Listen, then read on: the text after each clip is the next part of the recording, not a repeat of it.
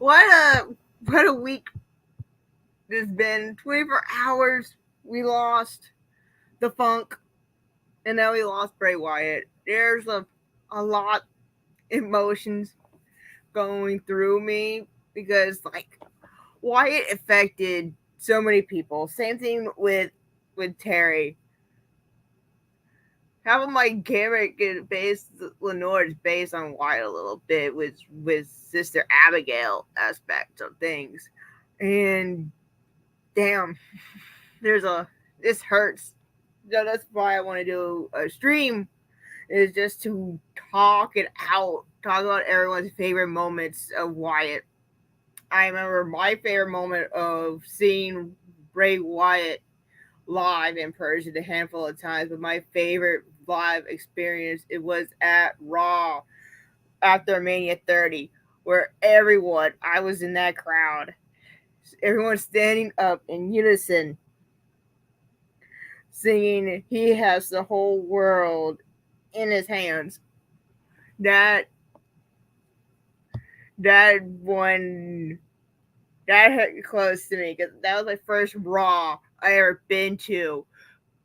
Is the Raw after Mania 30, seeing the Ultimate Warrior, seeing the tempting reunion of Evolution, seeing the face turn of the Shield was on that night. But one thing still sparks out of my mind is the Wyatt moment.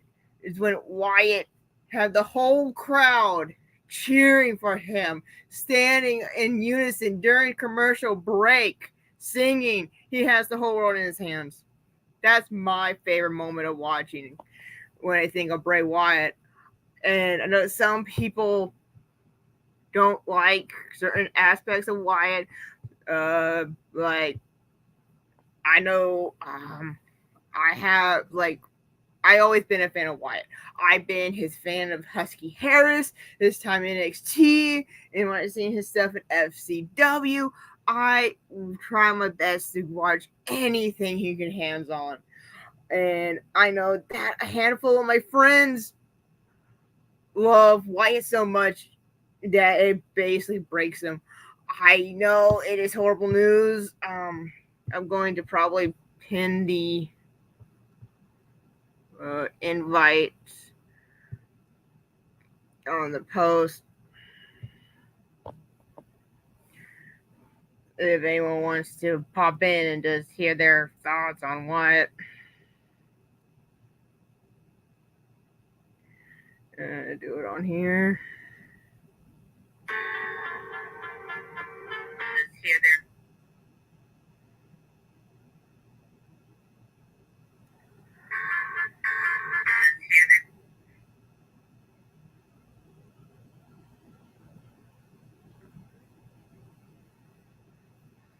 so you gotta do it this way. If anyone wants to pop in and tell people your best Wyatt memory, you can. I know that this is horrible, tragic to say the least. Let's see here. Go connection. Connection.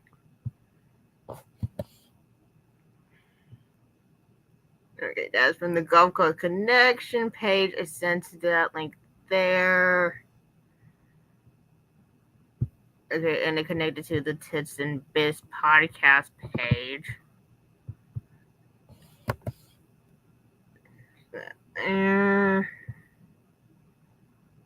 So how can I do it on my main account?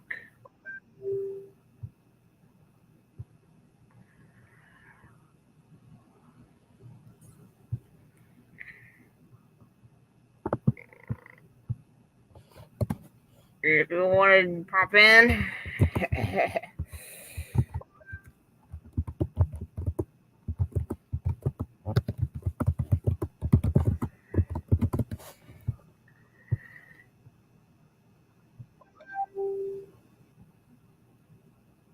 Leave it.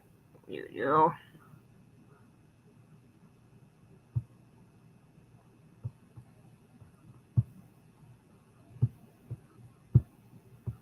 There we go.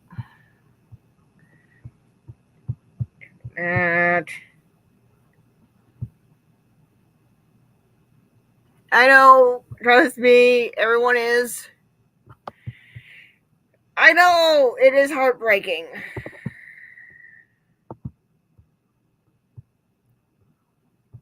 And send that there. There we go. It's I don't know how to explain to people how devastating this is. I remember the last match I seen Bray Wyatt live was at a house show. It was a dark light, it was the same match type he had against LA Knight, but with a house show format. And I think I still have photos saved of it on my phone. And now it's gonna hurt that I recorded one of the last matches. This is one of his last entrances in the wrestling world.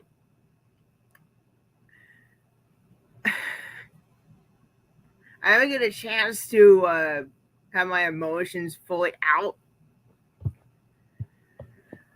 Hey, boss man, how you doing, James? So if you see me starting to having waterworks, that's why, because I haven't fully embraced the impact of everything going on right now with Wyatt passing and in the funk. What mostly hurts right now is mostly Wyatt, because like man,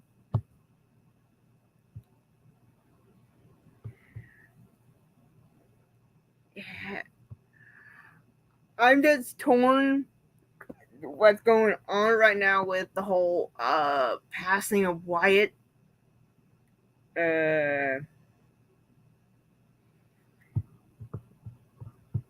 Yeah, back in February, I still have photos saved on my phone of it, and I think I could.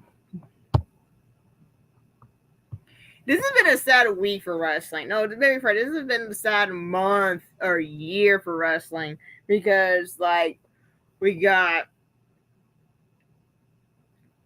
Chris Von Christopher passing. That one occurred close to people. We had Adonis passed. Uh, we had so many great wrestlers passed in this whole year, and it's just like it hurts. This one hurts because I know how much this affects everybody that I know close and dear. It hurts to see their reaction of seeing the man that they idolize, the man that basically made them tick, somehow not there anymore. And it hurts so bad. Um, I still say, if people ask me what was my favorite Wyatt promo, let's change that so sad start to a happy subject. If I want to talk about my favorite vignettes or promos, I would say to this day, it is the old teacher woman promo. I will listen to that in a heartbeat and rewatch it, try to recreate it, and try to embrace the movement, the body language of Wyatt from that promo, or his promo against Dean Ambrose with that feud. And like I feel like that whole feud could be a lot more intimate with. There's a lot of what if scenarios now that we could never see. Like, or what if back in when Wyatt and Malachi were still in the same company? What would happen if they feud off with each other? We're never going to see that. We'll never see the payoff between Orton and Wyatt. There's a lot of stuff coming out, and I'm starting to get frustrated with my own self because how much my emotions are going to get the better of me because of Wyatt's passing. I know that this is a lot to take in. And I just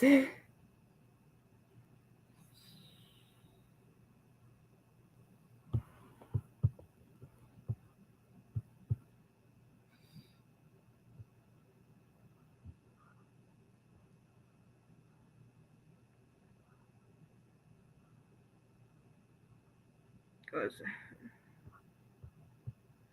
there's a a lot going on. It's hard to keep track of everything. I just like thought like having this talk because I haven't done StreamYards in a hot minute.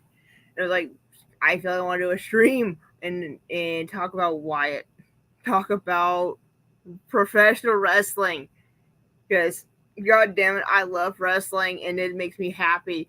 And talking about it, talking about my favorite matches, like my favorite Wyatt match is still with the Shield versus the Wyatt family. That feud. Hi Casey. That feud. I am so disappointed that feud never reached a WrestleMania match. They had all the other pay-per-views stacked, but no, not a single Mania match between the Wyatts and the Shield.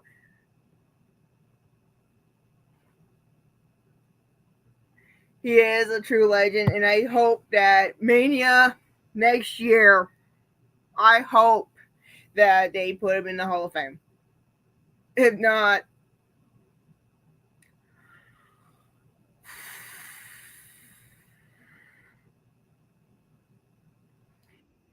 ooh. All right, hi TJ. Hi. I know this one hurts. Yeah, But I this just one's yeah,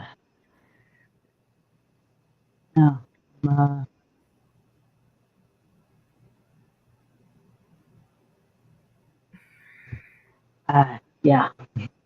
well, this is good just to talk about the sad times. Let's talk about the happy moments. I brought up what is your favorite Wyatt promo? Mine was the So old teacher lady promo with the old teacher lady. I'm gonna go back. A lot of people talk about his main roster stuff. A lot of people talk about the NXT stuff. I'm gonna go back to FCW FCW. Okay. because that introduction to that character. He'd been what? He'd been doing the Husky stuff for about a year before he had after he got written off of the Nexus stuff. Mm-hmm. Because It had been about a year, and then he went back down to FCW, and then they started working on the repackage. There had been talk about him doing this new character on house shows. All you saw was of, hey, this guy's walking around, and all of a sudden he's dressed at the time you didn't know what the character was, so you just saw he had the hat and the Hawaiian shirt looking like a fucking beach tourist, and you think, what the fuck's going on here? And then he pops up on FCW, and the promos start coming out, and you see, oh, this is very different. Did you see FCW promo, like the first one? you're the one you remember about the black horse. No. At least I don't believe it is. This is when back in the early days of the FCW run, he was. This is when his first real follower, Eli Cotton, Mm-hmm. and see Eli just standing with this big tall motherfucker just cross arm behind him, and Oh, he's you're talking talking about the about he's going shrimp boat. through talking about yeah, The his daddy shrimp was the boat. captain of his own shrimp boat. He hated his daddy. He was a mean old man, his daddy. He took 8-year-old Bray Wyatt and he pulled me alone with all the other kids, but then one day his daddy's boat, it caught on fire and sunk him down to the daggone sea with him. He went away. Went away for a while, and old Bray Wyatt, he taught himself how to read. First it was See Spot Run, Cliff of the Big Red Dog, and it was a good book mostly.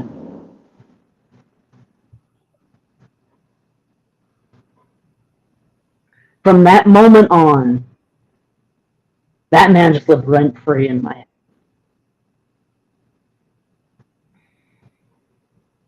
And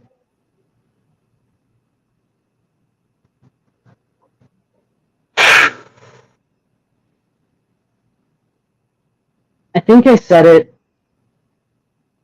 earlier, we called for a little bit earlier, and I said, I feel like guys who didn't understand how big of an impact that he had on. Mm-hmm. That's kind of the way a lot of these very artistic people are, where it's like, they display everything, and you kind of listen, you go and listen to how he talked, and especially like when he had come back after being gone, and it just felt like he didn't realize how much impact he really had, but just in a wrestling philosophy more than just his work as a wrestling character, just as a creative mind in general, the amount of influence and inspiration that man's mind has had on me, whether it be just doing like promos for the Little League Fed game, whether it just be any creative avenue imaginable, what he did, what he put out has a permanent mark, a permanent print on everything I will ever. Mm-hmm. Number one in terms of some inspiration. And it bothers me that I couldn't bring myself to sit back and just enjoy that last one. Because it just, I don't know if I guess I was just eager for it to go somewhere. Mm-hmm. And because I was so eager for it to progress, I was just disregarding everything that was leading wherever it was going.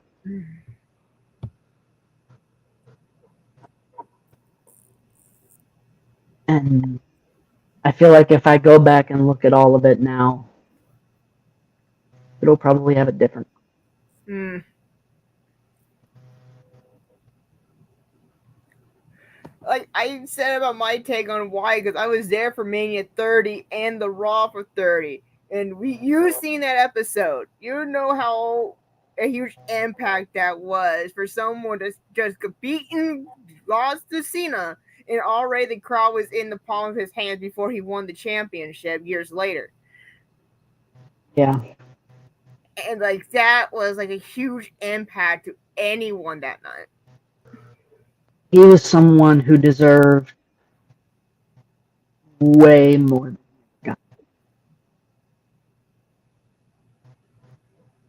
It was, there were so many chances, and they just never came for one reason or another. But the one thing, despite every missed opportunity, every slip up, every injury, every shortcoming, one thing will always ring true, that man was a second to none creative mastermind. Mm-hmm. What he was able to craft will be often imitated.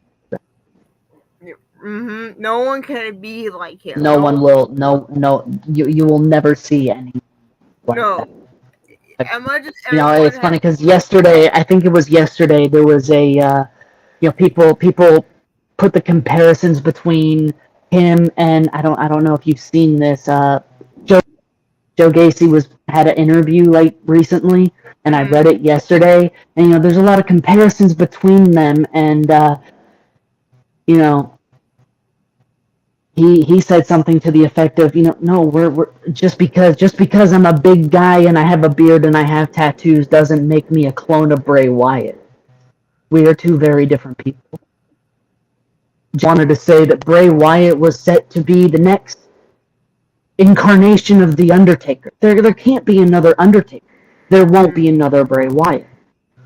And if Joe Gacy gets where he should be, where he deserves to be, if his impact works the way it should, then there will be another one of him.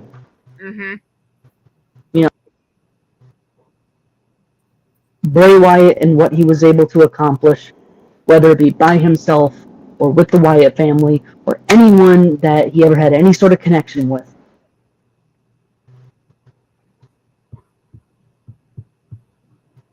It is once in a lifetime.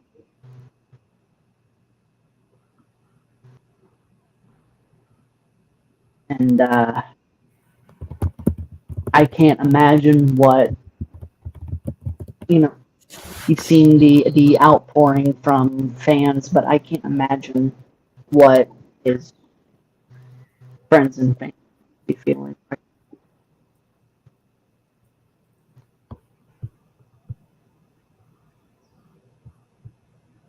Just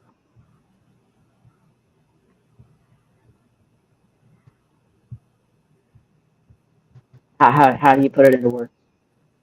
Right. No one seems to have to.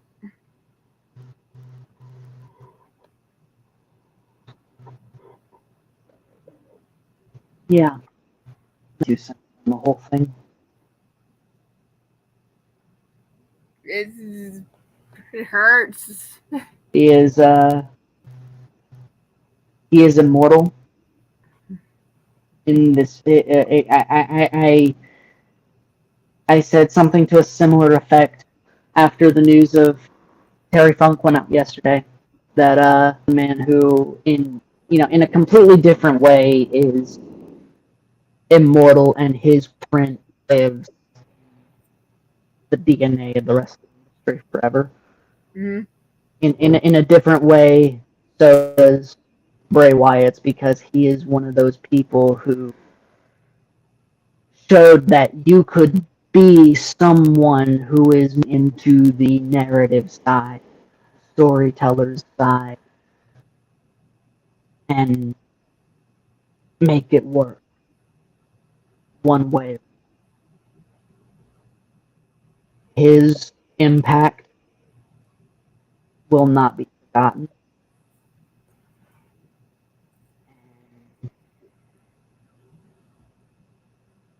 If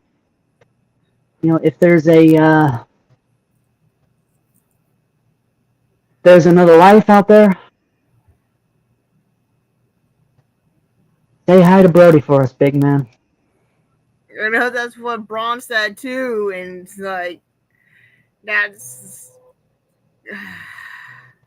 I know we mentioned earlier about fantasy booking now because who was up there, like him hanging out with Briscoe or him hanging out with anyone with the between just like fantasy booking all of those like what if matches upstairs. It's like All I can say is tonight, keep an eye out for them fireflies tonight. mm-hmm. It's funny. My sister just now messaged me about this. Just now. Oh. So she just found out the news too. Is she a huge fan of Wyatt as well? She's not as much into wrestling as I am, but she obviously knows it because I was crazy. I've been crazy about it my whole life.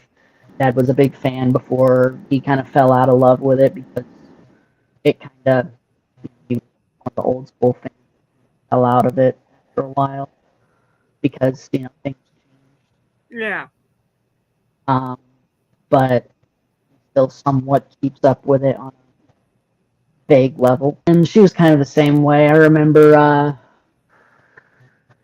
we did watch WrestleMania 33 together one year.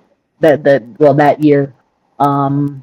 For some reason, I had it queued up. I was gonna watch it, and right before it came on, she popped in and said, "Hey, care if I come in and watch with you?" So we watched the 33.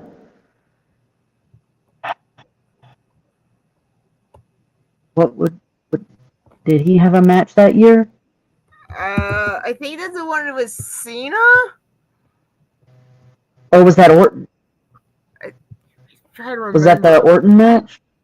Because, let's see, 30 was Cena, 31 was Taker, 32 was that whole thing with The Rock and, beating Eric Rowan in like 5 seconds.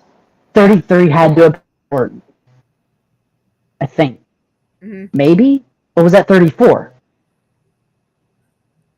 Oh my god. I'll look it up. Can't remember because he could have maybe had an injury at the time. Maybe he might have missed the show. I don't know. It was 33 or 34 that he had Orton. Can't remember which one it was. But I'm looking it up right now.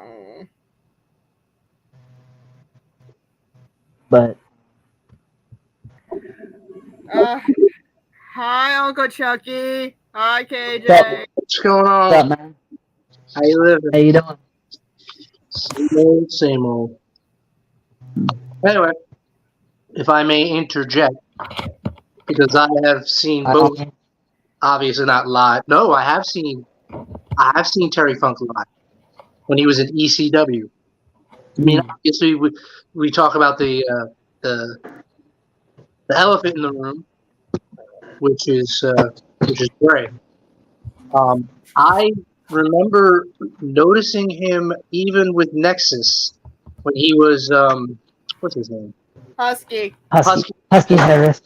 Yeah, I always thought I always wondered because he did move. I mean, he wasn't that obviously. He was nowhere near. No, he was still very young and rough around the edges, but there was something there. Yeah, like he moved. I was like, and I always loved. He said that. What did he say?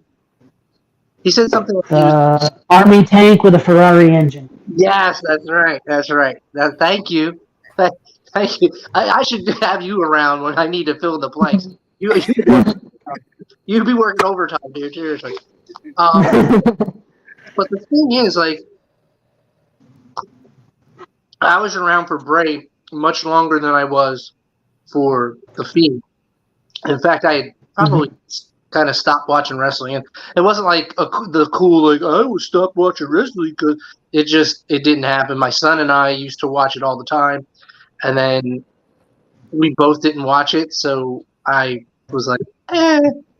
But I would see stuff coming across my Facebook feed, and I would just be enamored and wondering because most of it was his mind, like that House Playhouse thing. I think is brilliant.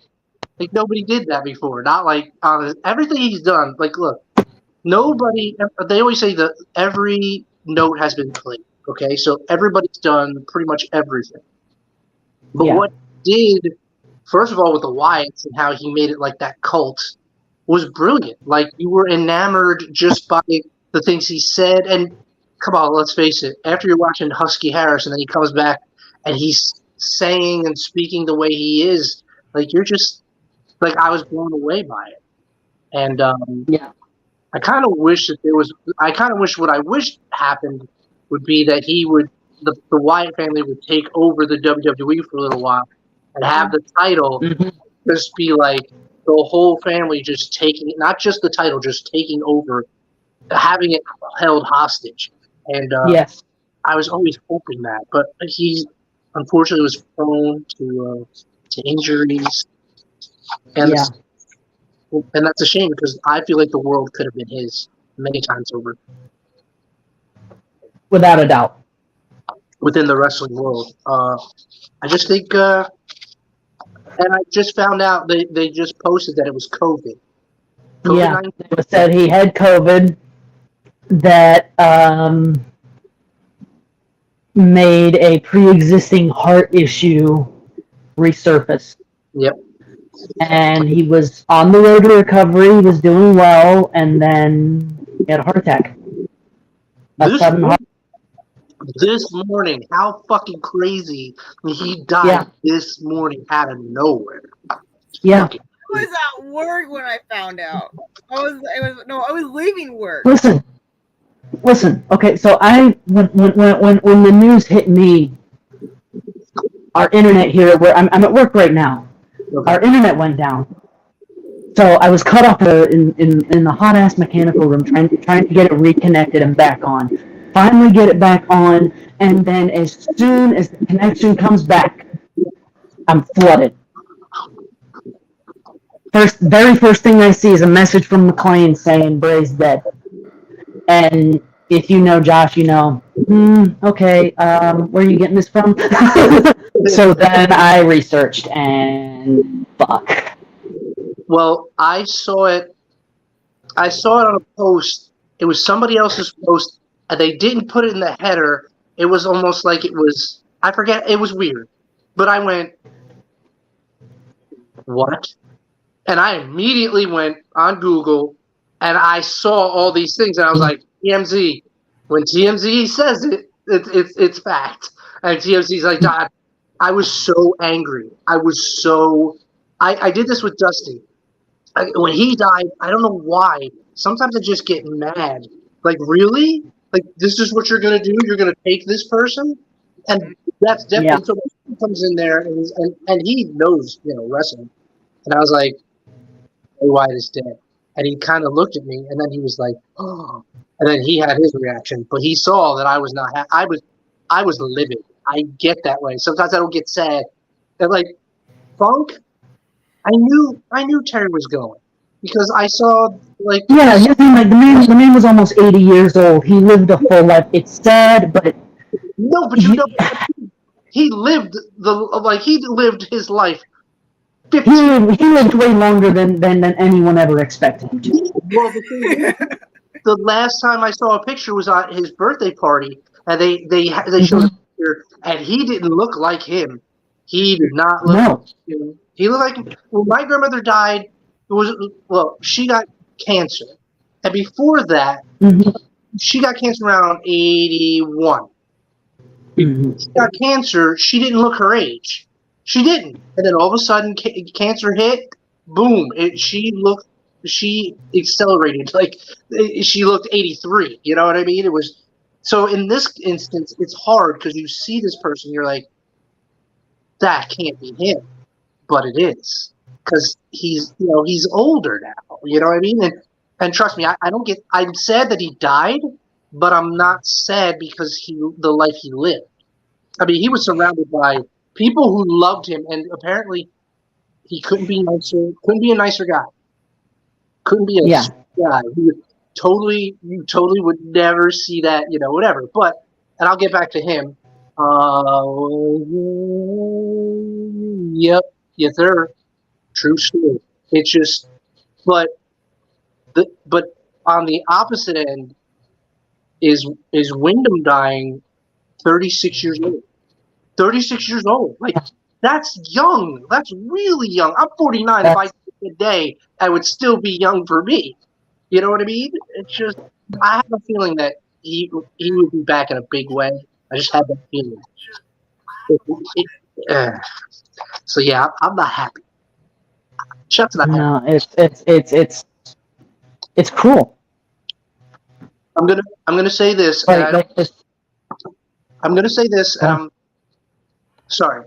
Because if I don't get it out, I'm gonna say this, and people are probably gonna look at me sideways, but I'm talking about the Impact and not the wrestler. Okay, I think Bray is this generation's Eddie as far as the Impact, as far as what he accomplished in a small amount of time comparatively. I mean, he's been around the wrestling business since he's like, what? The Wyndhams and the Rotundas are just Right. Yeah. Yeah. It's Mike and Barry were the U.S. Express. They won in '85 they won the titles together in WWE. Like they're I mean, you could be much closer. And one was a Four Horsemen member, and like their influence is just out there, like all over. It's just imprinted. So he even out. I mean, he stepped into a world where every single one of his. If you think about it, Blackjack Mulligan was a. No, he's a winner, but still. Actually, no. Yeah, because it doesn't matter. Yeah. Blackjack Mulligan, like just if old school, if you know kind of people. Not everybody knows Blackjack, but he was a huge deal. Then you had Mike Rotundo, who's been around for years, and then became IRS, and he reestablished his life, his wrestling career, and then now you have Bray, like it's crazy. Yeah. Barry. We don't have to say too much about Barry. Jesus Christ. Barry's one of the best men, the best wrestlers in ever. And his drop kicks in the top 5, if not top 8. Mm-hmm. Sorry, I love Barry. Yeah. Just the level of talent that came from that family is just like insane. It is. It is insane. Because usually it's one person out of that family, out of that whole family who does it. And you had 4 people out of that family. It's just yeah. Ask people about Blackjack and how tough that guy was outside. It's from Matt Mimic. Hold on, there's one glasses. Wait.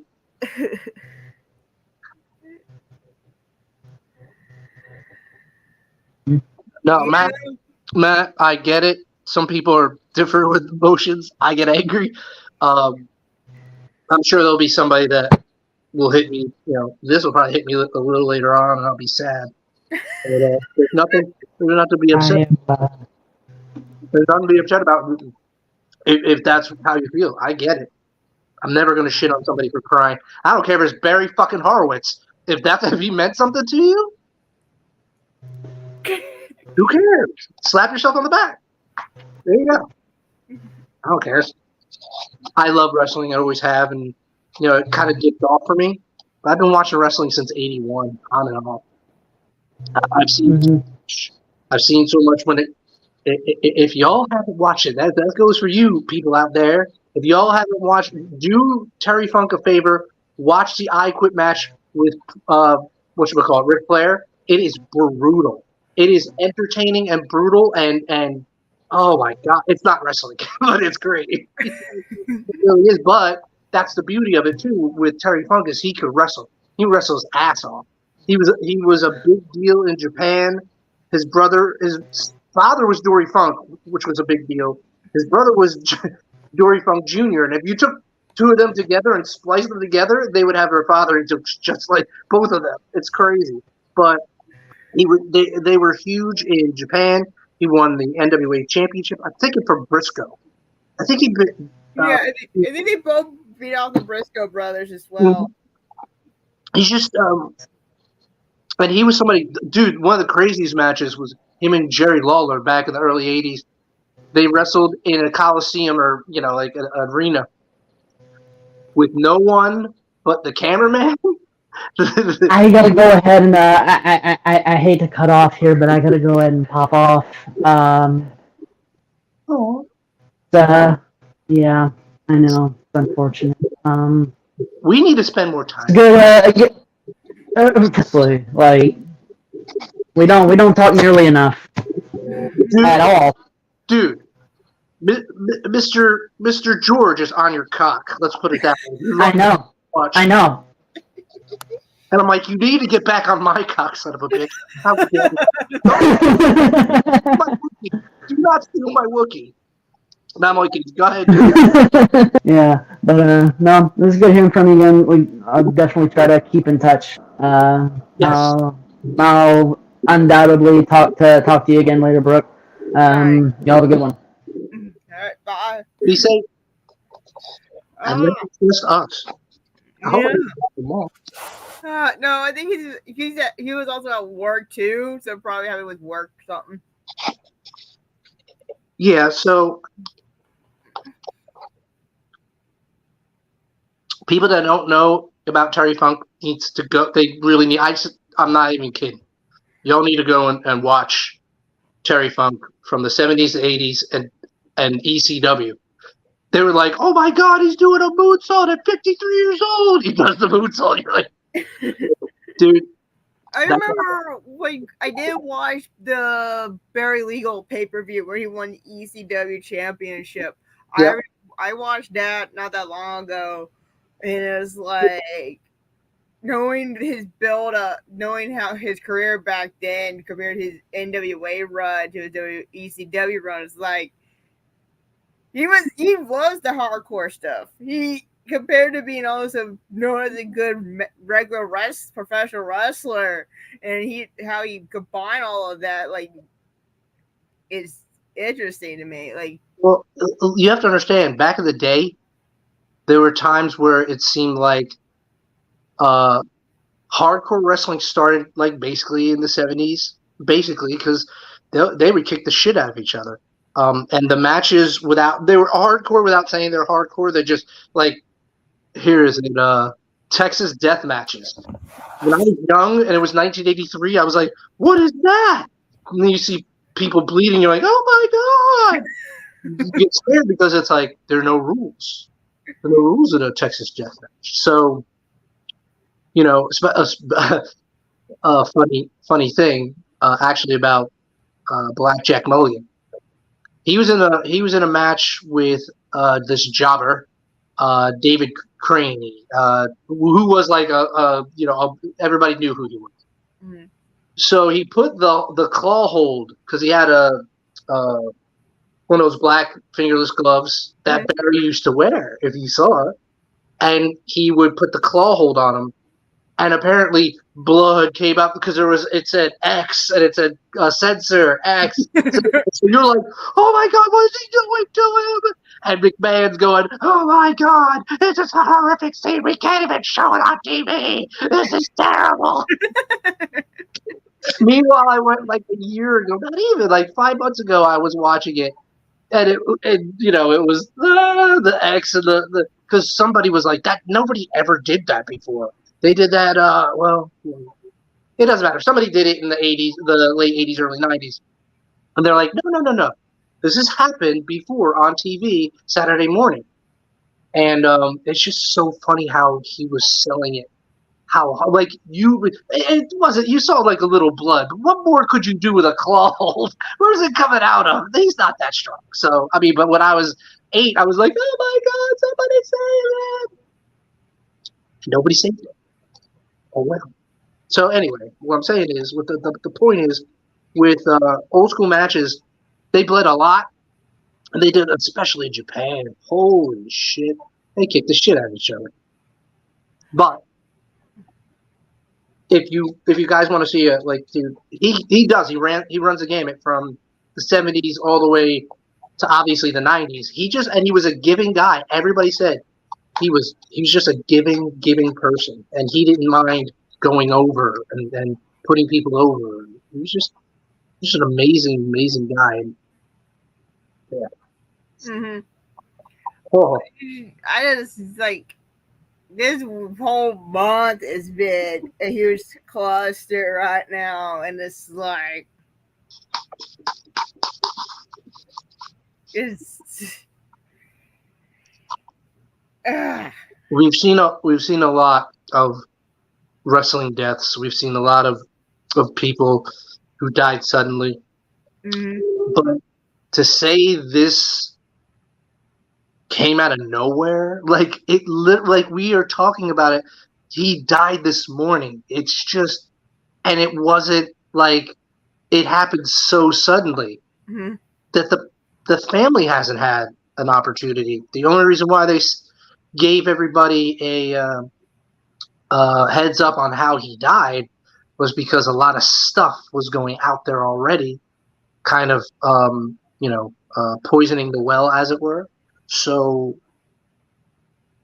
it's a shame that we have social media. Instead of using it for something good, they're gonna start rumors about drugs and alcohol and all this other stuff. Right. So why? It's just, there's a lot to intake. Like how, like, because we know how many of our friends and why it inspired. We've mentioned Blair, Fox, Cody, Reagan's, all of our main people, even Zelzy. Like it's like a close to home in a way. How he affected everybody without even being here. Like Yeah. getting to know him. Well, I mean, the thing is, if you think about it, just with his cult, the cult gimmick alone, which was very unsettling and very, even at its own, like very like creepy, and you're like, you don't know. And then I see years later, that is one of the most frightening lanterns I've ever seen in my life, and I don't understand how kids didn't go running to the hills when he became the Oh, the fiend with the yeah, head one with yeah, the like yeah. I'm creeped out, and I'm like, how are kids not like, yeah? I know I would have. I'd have been like, oh, what the fuck? Yeah, he has, and it's a beautiful like I won't say redemption story, it doesn't name, but like he um, redefined, his career, who it was, what it was, and you're not going to see another Bray Wyatt. You're not going to see another Bray Wyatt the way from the beginning coming in here till the Fiend. Mm-hmm. Although I always feel bad for the that cage match, which is always Yeah, lives for me. that was hard to see. I'm not going to lie. That was hard to see with the red cage, with the red lighting. Like that was not with a good taste, but they did say that no one saw it happening in a rumble, and not in a rumble, in a Hell in a Cell, that it was a referee stoppage. Like Who came up with that? Who came up with that? It's dumb. I don't think that McMahon would come up with this. Yeah, I mean that's like one. Yeah, I don't know. I just remember everybody talking about it because I didn't watch it, and then I went back and watched like highlights, and then they did it, and I went. I think they were even like they didn't know what was going on.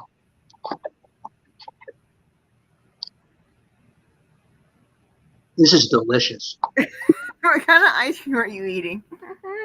It's from the dollar store, and I decided to get it and the cherry. I don't have the cherry, but it's the Philadelphia water ice, lemon premium Italian ice.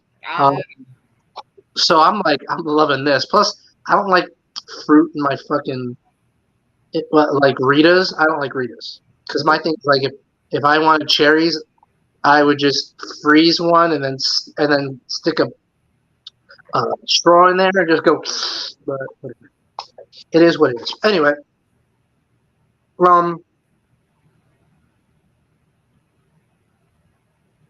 let's talk about the kind of wrestler he actually was.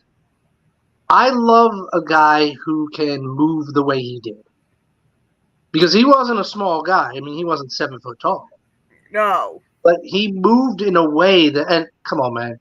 It was brilliant that he did the spider walk. Like, it was brilliant. All I say is if you compare it again with the whole Wyndham family, like, compared to his dad, the IRS man, if you told someone that he was the son of the IRS man, would you tell people, would they believe you? I was I was blown away. I was like, what? Now, if he was Barry's son, I'd be like, all right. But Michael Tundo? Fucking IRS? He doesn't even look like it. They don't even look alike. I told her one time that he even funny enough to how he is as the IRS man. Like, don't forget to pay your taxes. I remember a tweet he bugged Wyatt about it. You might be my son, but don't forget to pay your taxes. And I'm like, okay. I'm like, I can only imagine what the what the family reunion looks like. But I didn't know how I imagine like all sorts of wrestling families reunions just for the hell of it, just for the fun. Like just have like a wrestling ring and just have a competition, just have a good old fun competition. Yeah, exactly. Or they're ordinary as fuck, and we wouldn't recognize them because they're like playing fucking cards and just hanging out. Mm-hmm. Well, yeah, but I'm sure they talked about shop. They'd have to talk about wrestling, or maybe not. You know, sometimes people get off the road and they're like, I don't want to talk about wrestling, but I would love to have seen like a match, like a tag team match for all of them, or somehow, some way, where see how I would love to see him team with not his dad, but Blackjack Mulligan. I would love to see that, man. That would be brutal. For me, I mentioned earlier about what I wish it should have happened was the Shield versus Wyatt family in Mania. They only did one, right? Didn't they just do like basically one match? No, they did. That's from Brad. Who did? Yes, sir. They did at the Rumble. Mm-hmm. They did one, I think, at SummerSlam. They did one in Battleground, I believe. Like never Mania. They did at any of the other big and small pay-per-views for their feud, but never done a Mania. Yeah, but I mean, I'd like to think that if the Shield and the Wyatts wrestled, that they would be like, we would know about that match. Like, not that we don't, obviously, but what I'm saying is, it would have been bigger, and I think maybe being WrestleMania, I can't think of anything that would be better, especially if all of them were running on all cylinders. Yeah, and it also because again the match that they had in Mania instead of against the Wyatts, even though they had a huge building of feud that they were having against the New Age Outlaws. The New Age Outlaws. Oh yeah. No, I appreciate it when they came back, and it was fun and everything like that. But like, I think you're sacrificing something bigger because you can't tell me that at the time wasn't the Wyatts and the Shield like basically like heels? Yeah, well, they were also heels and also were feuding for supremacy of who owns the yard, basically. Yeah, they should. Yeah, that should have been something that it doesn't matter whether they're two good guys or two bad guys. That's an opportunity for greatness. I'm sorry, like I understand that business is business, and sometimes the business doesn't care if something's great or not. But like, you had the amount of talent you had in that ring. I mean, yeah, I know. What's his name? Who's the red beard guy? What the fuck was his name? Sheamus? Or no. Rowan. Yeah, Rowan. And obviously, Brody. But I mean, dude, I loved Harper. I loved him. Because he actually reminded me kind of Bruiser Brody to a certain degree. He has to also be honest. He does have like the beard style and the face. But he was a big dude. You know what I mean? So, and I was never sold on the other guy, Rowan. I was never sold on Rowan. As big as he was, as ugly as he was, I just wasn't. And Harper was somebody that he can move. He's another big guy that can move. I could see him kicking somebody's goddamn head off because he usually did. I just think that he wasn't the right fit after I'm a company man like that, and he obviously flourished in AEW.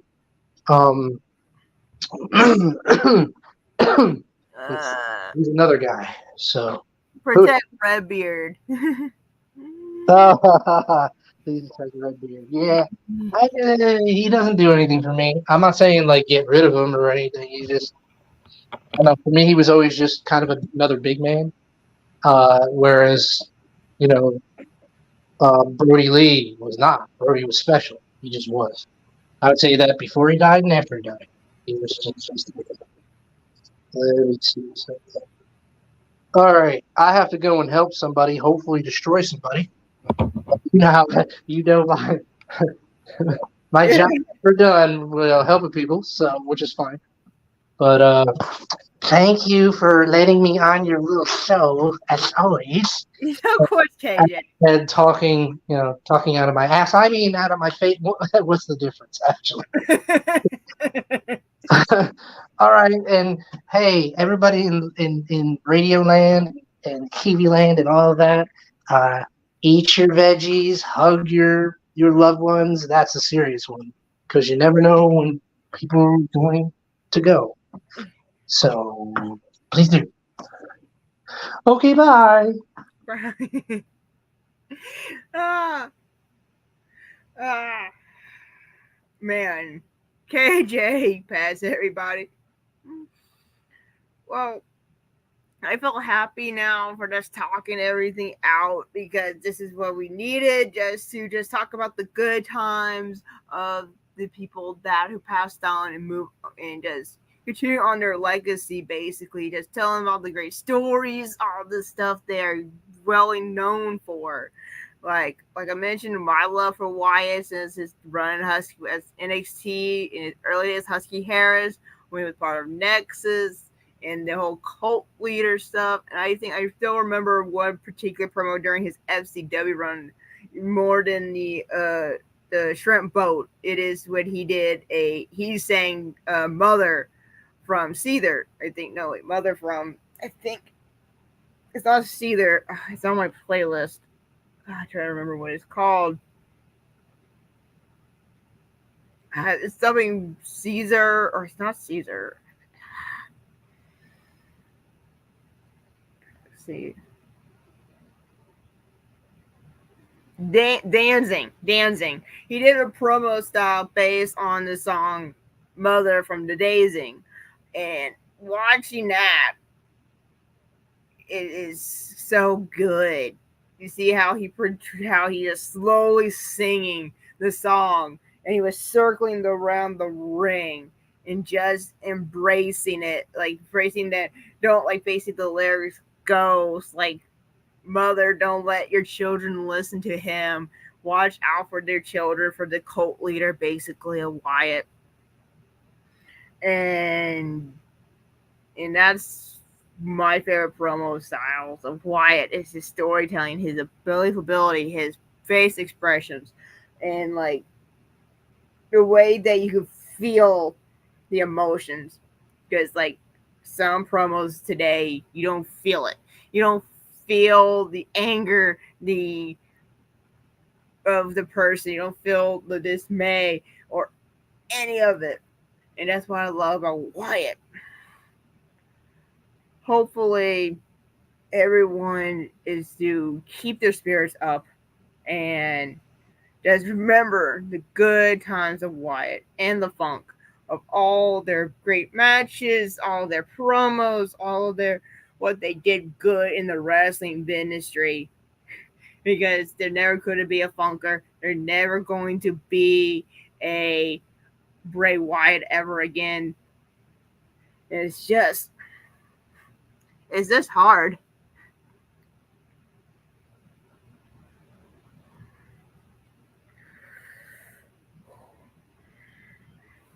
It's really hard.